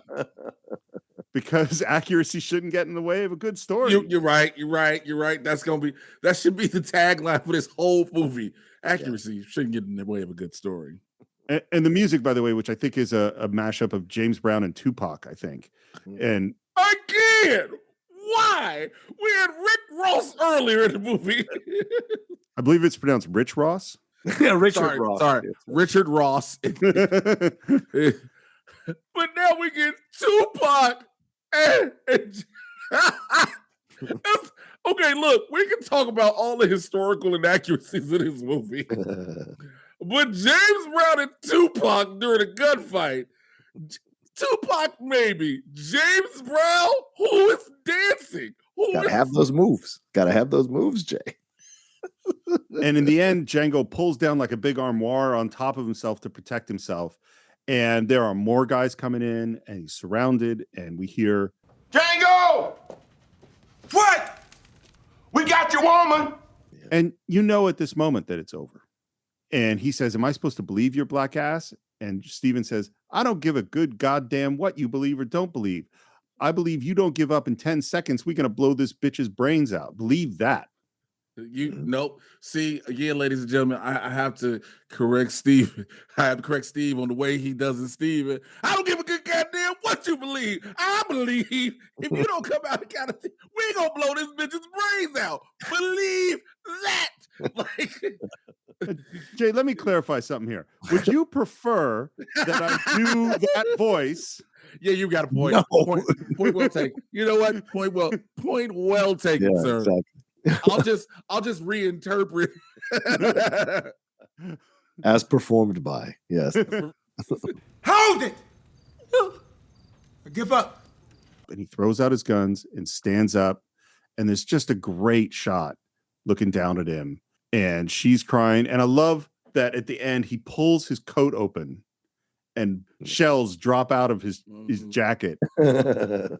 And the song, I think, is Freedom, Richie Havens. Yeah, Richie Havens. Yeah. And I think he did it at Woodstock, I think. But I'm not oh, sure. really? I think. And then we cut to Django upside down, naked, in chains, in collar, in a, like a mask, like it just absolute brutality. Yeah. And in comes Billy Crash, kind of taps his face with his boot to wake him up. Cock-a-doodle-doo, nigga. And as he's talking about him and talks about finding that wanted poster in his saddlebag, he goes and pulls a red hot knife out of the fire. Yeah. And Django knows what's coming. And the shot is kind of right between his legs, looking at Billy Crash. I'm say goodnight to them nuts, Black. I want to talk about the fact that they really had Jamie Foxx butt bald naked upside. I was like, listen, I can understand how realistic you want. I did not need to see Jamie Foxx's nuts from an aerial view. I just didn't. Maybe you did, but some other people did. I don't like the way you got deep voice when you said that. Maybe you didn't, but you didn't. That's Steel Chastity belt is. Hello. Anyway, go ahead. Yes. And then in comes Stephen. Captain, Miss Law won't see you. And Stephen has rescued Django in a way. Yeah. He sends Crash away. And then Stephen talks about how all the white folks had all these horrible plans to do with Django. Most of them involved, I think he calls them his farm parts. Your fun parts. His fun parts. His fun part. Most of them dealt with fucking with your fun parts. And basically he explains, and I think this is what Stephen has done his whole life, was how he gets the white folks to not do the dumb choice that they want to do and convince them to do the dumb choice that he wants them to do, while also making them think that it was their idea in the first place. Yeah. I think that's what he's done his whole life. Yeah. And what he wants to have happen to him is to send him to LeQuint Dickey Mining Company. They're going to work you all day, every day, till your back give out. Then they're going to hit you in the head with a hammer, throw your ass down the nigger hole. We're out on the trail, and we see a cart with some slaves inside a cage, and we see Django running behind, and the name on the cart is the LeQuint Dickey Mining Company. Yeah. And then Django says, Hey, white boy. and there is Quentin Tarantino. And I will say, almost a movie-ruining performance. Yes. Oh, God, yes. Yes. It takes me, I was involved in the movie. I'm 100% there. And when he opens his fucking mouth, I am 100% out of this movie. Shut up, Black. You ain't got nothing to say I want to hear. How'd you like to make $11,000? What do you want, Black? Why? So goddamn frustrating. We all love Tarantino, but he's so goddamn frustrating when he makes decisions like this. You're not a good actor. Stop putting yourself in the fucking movies. Only Dusk Till Dawn have you ever been decent, and nothing else. Yeah. Well, and then the decision on top of it to go like, and I'm going to do an accent. Yeah. Like, right. It's an Australian one at that, which is a really difficult one to get back. The fuck are you talking about? Back there at that plantation, Candyland, there was $11,500 fortune just sitting there. And y'all rolled right past it. And what he is doing is convincing them that the Smitty Bacall bounty, which they collected on a while ago, is in fact the Smitty Bacall guys are at Candyland. Yeah. And that you should go back and somehow become bounty hunters and get that money. It is a ridiculous thing he's trying to convince them of. And I guess they're just dumb enough that they accept this because he tells them about it, says that they're stagecoach robbers, basically says exactly what Schultz had told to him about it. Yeah. And then we cut to one of the other guys reading that handbill that he saved because that was his first bounty. Yeah. I give Quentin Tarantino a lot of credit with this movie for those little bitty tidbits you did not know you need that came back around and played a major part. The Derringer, the extended Derringer out the sleeve, the handbill, different little things like that. Yesterday, as a free man, I rode into Candyland on a horse with my German white partner, Dr. King Schultz. And the story he tells is that they went there to get this bounty. His partner killed Candie, got shot, and everybody else decided to blame him, and that's why he's here. Yeah. It's a pretty good story he's come up with, I think. And then this is, I think, what sells it. He says, but y'all know I ain't on that manifest. And all y'all know I ain't supposed to be on this trip. And they decide to go ask the other slaves that are in that cage, and they at first they don't want to answer. He pulls out a gun. I want you to remember, I don't like liars. Is he a Candyland slave, or did he ride in with a white man on a horse yesterday? And it seems like everything they say confirms what Django said. Well, Smoke, you got a deal. And we start talking about the deal, and he wants to ride back with them. He wants to get some money. And we also hear that there is dynamite in the saddlebags. This is my last one, I promise. Dynamite was invented in 1867. There was no dynamite yet. Say it, Steve. Say it. Say the line. But authenticity shouldn't get in the way. There you go. Of a good there story. you go. There you go. So they decide to put the dynamite in with the slaves, and we're going to give Django a gun. I've just had the shorts fixed, and they're perfect. That's good enough. Instantly shoots him, shoots the other guy, and shoots Quentin Tarantino, who thankfully explodes out of this movie. Holding dynamite. Yeah. Which is so weird because you're like, yeah, why'd you put yourself in it? But then again, you blew yourself up. So I'm okay. I don't know. You're asking why he put himself in it. Well, number one, Mr. Roca, this is the thing we like to call an ego. Yeah. Number two, it's also called an additional paycheck. Oh, good point. Remember, Quentin gets checks for being the writer, the producer, the director, and an actor. I put myself in my feature. I had one line. It's all it take. I guess so. It's all it take. Yeah. Yeah. And then after Quentin blows up, we have great John Legend song, and the guys look up. There's the smoke, and I don't know how many takes it took them to get that smoke to part just perfectly as he's strapping on that gun, but it looks cool as fuck. Now I'm not afraid to do the Lord's work. Grabs another gun, grabs the horse, opens up the cage, gets the dynamite. Now, I think you mentioned this before, Jay, is that this actually is Jamie Foxx's horse. Riding bareback, which is hard. And what the Dash, the horse trainer guy, said to him, he's like, look, if it gets rough, if you're uncomfortable, feel unsafe while you're riding, you just bail off the horse. Just jump off the horse. Don't worry about the shot. Don't, protect yourself. And what he said after Jamie Foxx galloped off on that horse, Jamie Foxx is going, I can't bail off this horse. This is going really, really fast. And after they did the shot, Dash went up to him and said, I'm really glad you didn't listen to me, because that was way, you could not have bailed off that horse at that speed. But the shot of him riding through the dust and, it's just great.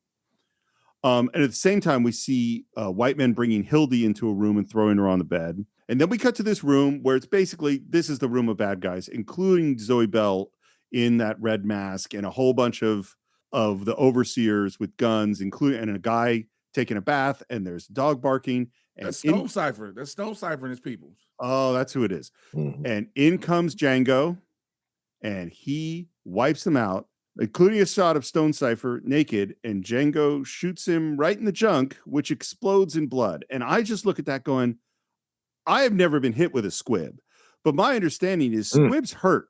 Yeah. And I have no idea. They must have built some exploding junk to put on the front of this guy, but I still have no idea how they did that and not have that really hurt.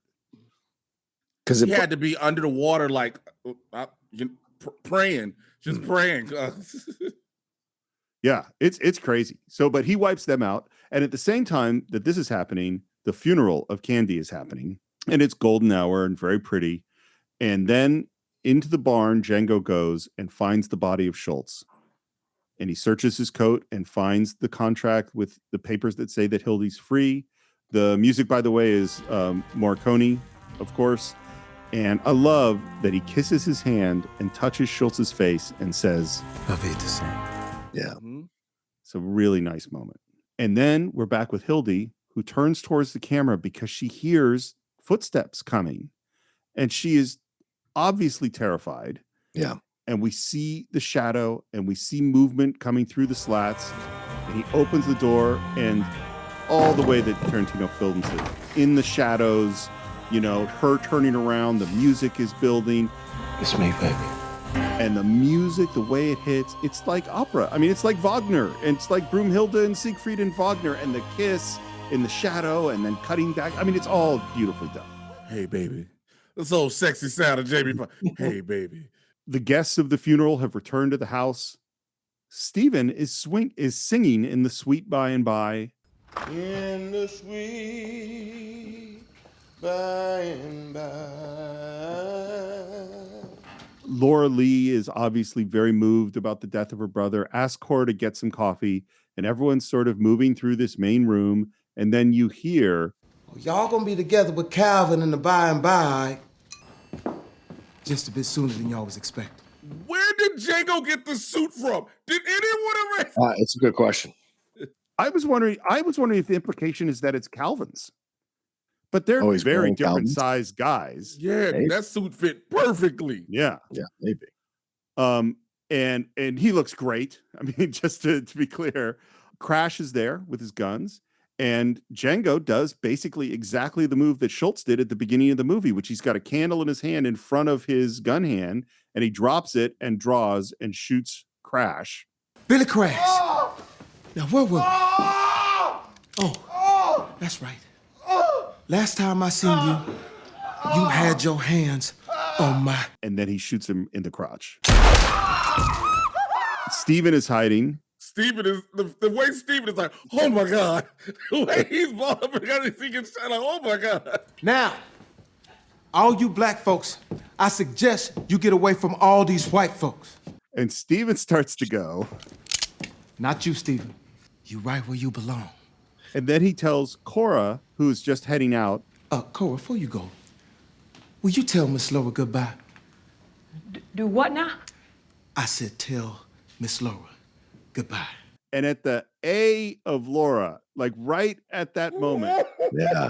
he shoots Laura, and in a way that entirely defies the laws of physics, she flies out of the room. Yeah. She could have just dropped. She could have just dropped. She didn't need to fly 30 feet back from a shot, from an aerial shot. Yeah, it's not even. It's the wrong angle. Like she should fly. She flies. It's like the bullet hits her, and she takes a complete right turn and flies away. You know, this is the weird Tarantino thing, which is the older I get, I don't respond to as well. Is that it is funny, you know, and it's the mix of the violence and brutality and the humor that isn't working for me and works for just about everybody else, you know. But it is a really funny moment. Yeah. And now we're down to Django and Steven. Steven, how you like my new duds? You know, for now, I didn't know that burgundy was my color. And then Stevens, who's been kind of bent over, holding his cane, tosses the cane, straightens up, and walks towards Django with no limp. I'm gonna tell you something. It was at that moment. It sounds like I'm cracking a joke. I swear to God, this was a real thought. I thought these two dudes was gonna have a martial arts fight. Stood up straight. I was like, oh, is he gonna roundhouse kick this one?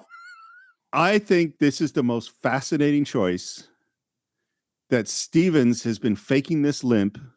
At least that's what I'm seeing this whole time, that he's not younger than he appears necessarily, but he is much more physically fit. That is fascinating. Yeah. Steven been out here doing Rocky workouts when Calvin go to sleep and don't nobody know it. Well, and I think what he has done was that he has used his masquerade of weakness to gain more strength, you know? Like he learned that if he looked more physically threatening, he couldn't manipulate everybody the way that he does. Mm-hmm. You said in 76 years on this plantation, you've seen all manner of shit done to niggas. But I noticed You didn't mention kneecapping. 76 years, Steven. How many niggas you think you see come and go, huh? 7,000? 8,000? 9,000? 9,999? This too is a callback because he remembered Candie calling him 1 in 10,000. Every single word that came out of Calvin Candie's mouth was nothing but horse shit. But he was right about one thing. I am that one nigga in 10,000. Yeah. And he shoots the other kneecap. You motherfucker! Oh, sweet Jesus, let me kill this nigga. I don't know who we could give the award to for the best swearer on film, but Samuel L. Jackson. Yeah, he's the contender, man. It's either him or Scarface. I don't know. Let me tell you something. I tweeted about this part a couple years ago. I said Samuel L. Jackson on the ground yelling, "Sweet Jesus, let me kill this nigga, please," is the greatest thing I think I've ever heard in a movie because he is just cussing him out, but just said, "Sweet Jesus, let me kill this thing." Like, he don't want to do nothing. Like, it's just, we all know what Samuel L. Jackson, he's known for saying motherfucker in movies. We know that it's become a prolific thing. But the way he is howling, cussing Django out, and still want to get him back, and then later still talk shit about you can't kill us, this Candyland. Them bounty hunters gonna come looking for you. True. I think that it's not that Samuel L. Jackson doesn't get credit for being a great actor because I think he does, but I think his choice of parts doesn't actually have people put him in the conversation with, Daniel Day-Lewis and Meryl Streep and some of those, because he chooses parts that are more out there, I guess. He's a blue collar actor. Yeah. So for him, he's about the work. He's always been about the work. He's just it's like Michael Caine. That's the category he belongs in.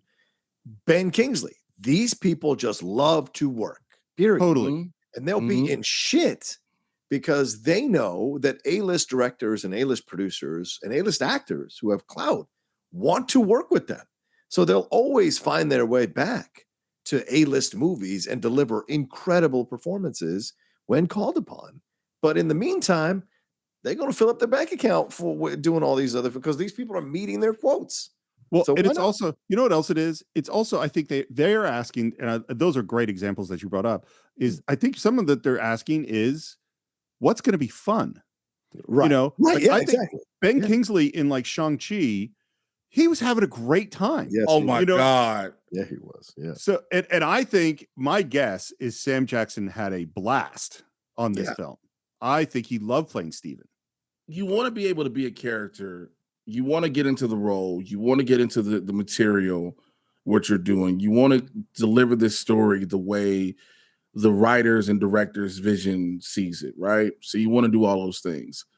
But you also don't want to feel overtaxed and just completely drained behind it. Yeah. Yeah. You want, again, just like a regular 9 to 5, some people have, you want to enjoy your job. Yeah. And you're going to enjoy your job if it isn't always this, people bring up, like you brought up the Daniel Day-Lewis's, I have to take this deep where I had to get into myself and I seclude myself from everybody. No. There's nothing wrong with the type of actor that Samuel L. Jackson is, because no matter what the project is in, look, we may say some of the films he in has been shit. We might bring up a Formula 51. We might bring up a Snakes on the Plane. We might bring up other movies like that. Yeah. But all in all, when you look at his performance in the films, they're incredible. He's always great. It fits. It fits the movie, the exactly whatever he's in. Yeah.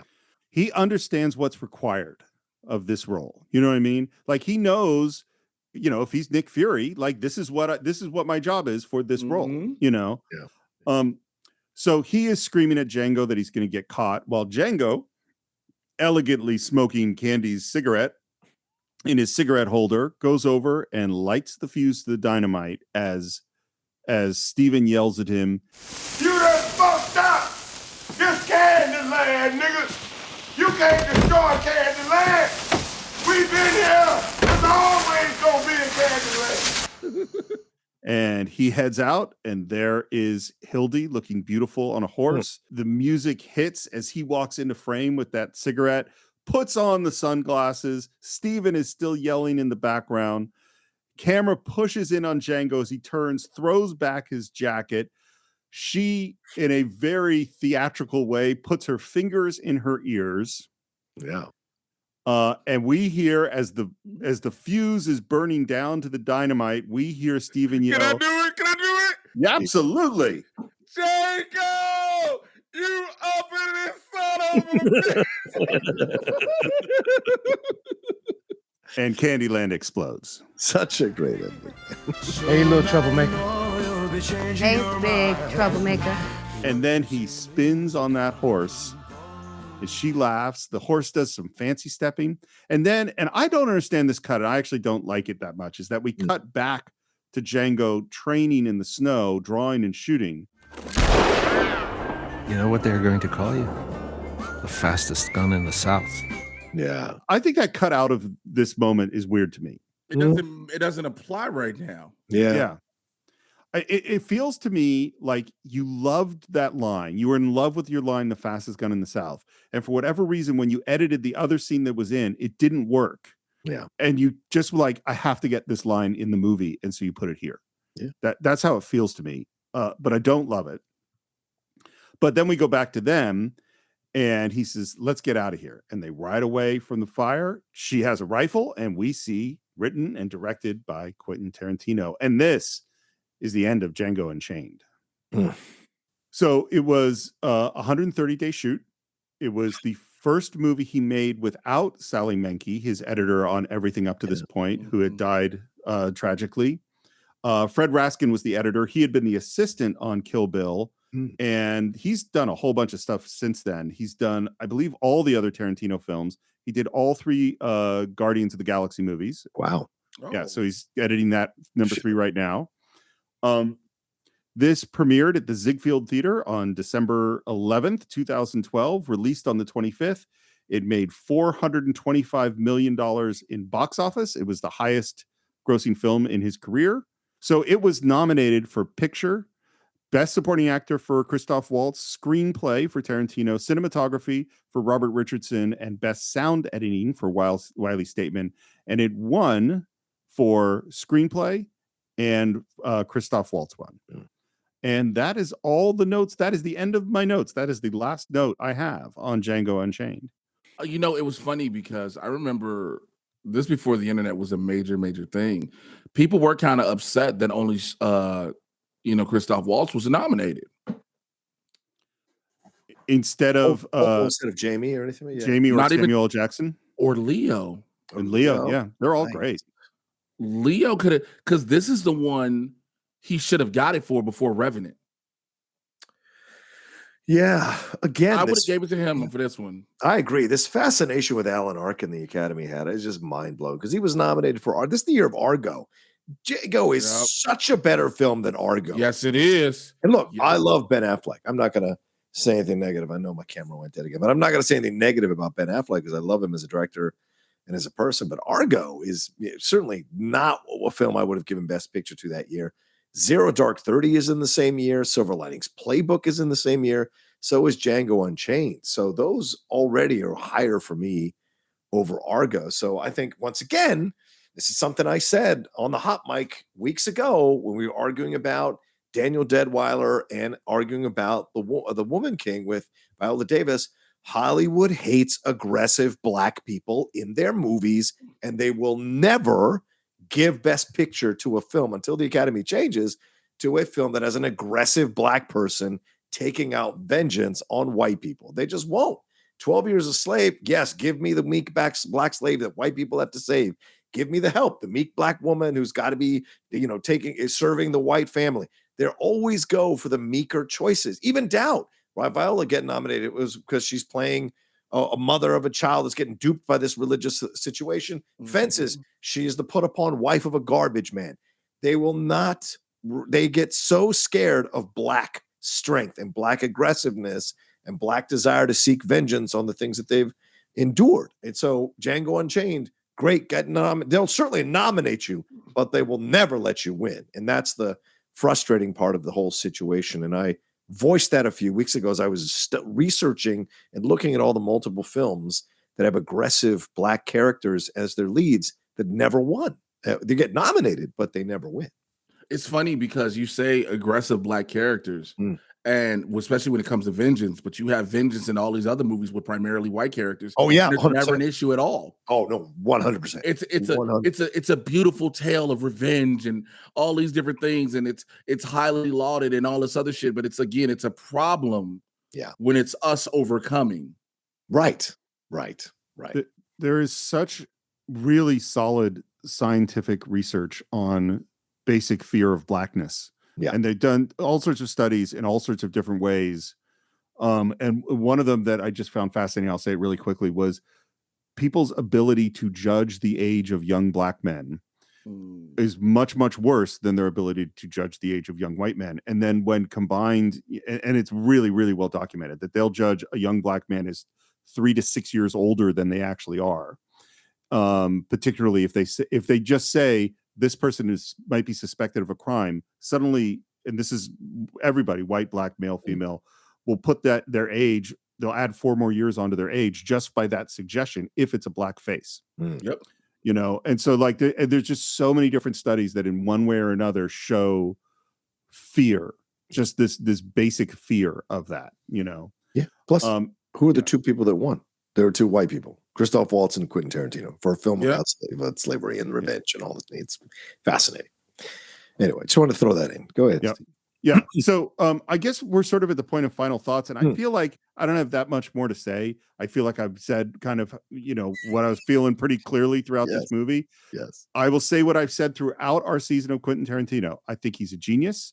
I think that he has incredible craftsmanship in terms of making film, and the second half of his career that focuses on revenge and revenge fantasy, it just doesn't always work for me, you know, because of how it makes me feel. And it's not that I don't admire all the filmmaking. I absolutely do. And it's not that I don't respect people that totally love these movies, because I get why. But for me, in the end, I'm left with uncomfortable feelings. I'm not thrilled with just the joy of the revenge. That's my final thoughts. Fair enough. I will say that I absolutely love this movie because I am a revenge freak. I love revenge movies, honestly. You know, so I counter Steve a bit in that way because I do love these things, and especially in the hands of an artist like Tarantino, the way he's able to use the anachronistic moments along with taking influence by things that actually happened in history. I love the combo of both when he makes it work. And so it takes these revenge films into a whole nother area and dare I say, elevates them. And certainly in this situation, because Django was a fun, you know, kind of spaghetti Western that Franco Nero did, and they were fun for what they were, but no one was confusing those films with Magnificent Seven or with, Good, the Bad, and the Ugly, or any of these films. They were what they were. What Tarantino did, like he does with all of the films that he makes that are inspired by this 70s pulp type approach, is elevate them. And he does it here. And he gets an incredible performance from Jamie Foxx. I love him much more in this film than I do in Collateral and maybe even Ray. Samuel L. Jackson does an incredible job. DiCaprio this is a career-defining performance from DiCaprio. And so there's so much here that if you're a young filmmaker or a burgeoning filmmaker, there is so much to study about how to handle a sensitive topic, but also get across your style and your point of view in what you want to say. And of course, a phenomenal performance from Christoph Waltz. Again, you can't do that without a great director leading you to those incredible performances. And so I think this is something that stands out very powerfully from a film like this. It moves you, makes you laugh, destroys you, and does give you a satisfying finale when it's all over. The fact is, for me, the film gives you a satisfying finale, but we know in reality that wasn't the case like that. Good point. You know, and so that's where the fantasy part comes in. I know that, like I stated in a couple episodes, the theme of Black trauma porn, you know, even though you're trying to tell this as a revenge story, You know, there is this thing of we being black people, tired of seeing slavery depicted consistently, segregation consistently depicted, no matter who the artist is, and no matter how genius Quentin Tarantino is. And I just use that as an overall. But when it came to Django, you know, I did enjoy it. I enjoyed to be able to get lost into it, because I got lost into a myriad of emotions. The first half of this movie, I'm laughing way more than I should be, because we talked about it, how the first half of this movie, a lot of people are like, this isn't serious. You're talking about slavery. It's not serious. But then all of a sudden, it does a complete shift the moment they decide to go get Hildy. And the rest of this movie shows you otherwise. I think that Tarantino has, you know, he researches some things, and I do think he takes some liberty sometimes. I will always say that, like, look, I understand a movie about slavery is absolutely going to have an over prolific use of the N-word. However, I feel like there are times when it's said in some of his films, even this one, it doesn't apply. It's not needed. It's just not. There are things that are just, some things are just like beating it in for the sense of trying to beat it in, beating a message. We know what the message is. We know what the time is. And no, you don't have to sugarcoat it. You can't sugarcoat slavery. Yeah. But overall, this is a great film within his legacy, and then it's continued in the next movie, which is The Hateful Eight. You know, where you find out it's rumored that supposedly Samuel L. Jackson's character was either going to be a descendant of either Jamie or Steven, because everybody thought was like, is it Jamie? Is it Steven? Because they're, you know, Steven is, you know, Samuel L. Jackson. But it's like, no, they're both bounty hunters. Yeah. You know, this whole thing after the war, everything is still after the war. So it's just, you know, it's questioning, why are you so obsessed with this period and certain things you do? But the end product shows a good thing. So that is what we think of Django Unchained. I hope you have enjoyed our epic journey through this film. As always, we'd love to hear your thoughts. You can visit us on our Facebook page. Just do a search for The Cine-Files. It's Cine_Files on Twitter, The Cine-Files Podcast on Instagram. If you haven't subscribed to the show, it's time to subscribe to the show. You just have to visit us on Apple Podcasts or Stitcher or Spotify or YouTube. And if you happen to be on Apple Podcasts and can leave us a review, they really do help us go up in the rankings. If you haven't seen Django Unchained and now you're excited to go see it, well, you should go to Cine-Files.net, where you can buy or stream this movie along with every other film we've ever reviewed. And as John said at the beginning of the podcast, we continue these conversations onto Patreon, where we do our Patreon shorts, Patreon watch-alongs, and all sorts of other ways where you can interact with other fans of the show and with us. That's patreon.com/thecine-files. And if you want to reach me, you can do it at SR Morris on Twitter, SR Morris1 on Instagram, and Enterprise Incidents to check out my Star Trek podcast. John, how would people find you? You can always find me at The Roca Says on Twitter, Instagram, and TikTok, The Outlaw Nation on Twitch, my YouTube channel, youtube.com/John Roca Says, and my other podcasts, the Geek Buddies and the Hot Mic. They're all, you know, there we go. All right, there we go. And Jay, of course, thank you for going a long way with us on this journey. Yes, thank you, Jay. Absolutely fantastic having you on the show. How would people find you if they wanted to? Again, as I've said in every episode, thank you for having me. Sincerely, it means a lot. I'm very appreciative and very grateful that you guys reached out to me. Twitter, Instagram, TikTok. Please go in reverse order. Do TikTok first, then Instagram and Twitter at Mr. J Washington, MRJAY. You should know how to spell Washington. Check out the Mad Titan podcast. It's where I get you caught up on all the things happening in the Marvel and DC live action cinematic universes. It's Barbershop Talk for Nerds. Come on in the convo. And check out the Black Boy Content Club podcast with myself, Chris Burns, and Moses Prim. We talk pop culture, news, sports, entertainment, and we just did the first ever NAN Awards. Yes, instead of the NAACP, we did the NAAN, the National Association for the Advancement of, you know, right? That's what that N is. Check out the new episode of the NAN Awards. You will very much be appreciative. Steve, you should definitely watch the episode of the Black Bull Content Club where they put up authors against each other in fights. Who would win? Langston Hughes versus James Baldwin. That was one. Ooh, that's a tough one. That's a tough one. I go with James Baldwin. That would be my vote. But But that's it. Now I definitely have to check that out. I mean, James was the choice from everybody on that show, which frustrated me because Langston is like a boy named Sue. If your name is Langston, you're gonna grow up tough, man. You're gonna grow up ready to fight. It was Langston. So that is not only it for this week, but I believe we have reached the end of the season of Tarantino. Yes. This has been an absolutely incredible exploration of this amazing filmmaker. I hope you have all enjoyed it. And I think that's it for this week. We will see you next time with another great film on the Cine-Files.